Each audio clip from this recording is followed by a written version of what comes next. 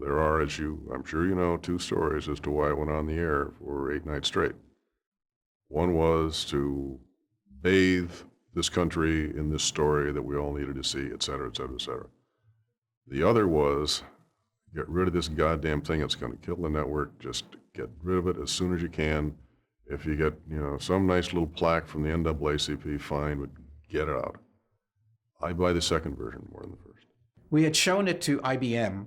We showed the rough cut. We were trying to get somebody to come in to sponsor the whole thing. And they came back and they said, Brandon, this is wonderful. It's the best thing we've ever seen, blah, blah, blah, but it's too risky, too controversial for us. And they backed out. I remember I sent some of the episodes to a friend of mine, Frank Marshall, to see if he could get something that had a little bit more class, like Xerox or IBM, so they wouldn't have to interrupt it with car or cockroach commercials, And that didn't work. So the sales department didn't like it.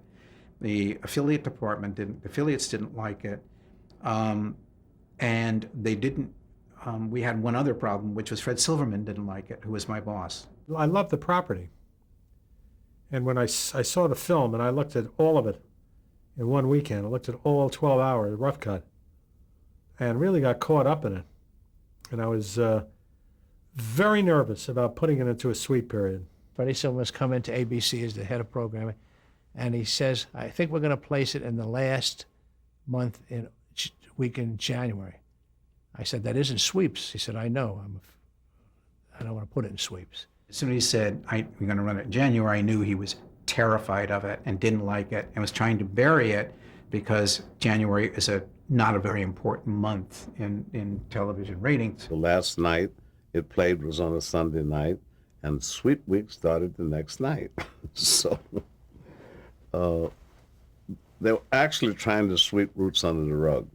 That was the real truth. I just didn't know how the audience would respond to the subject matter.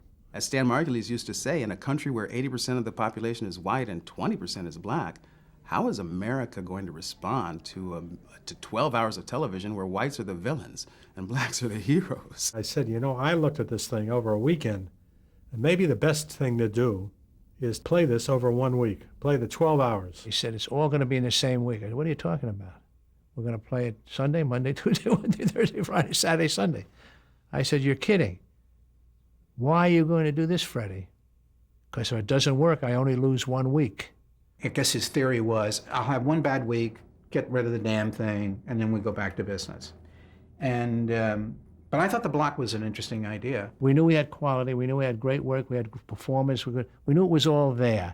But you can't predict it because, people have seen stuff that they thought was going to be great and the public didn't buy it, and the other way around. They thought, this is awful, and they put it out and everybody thinks it's great.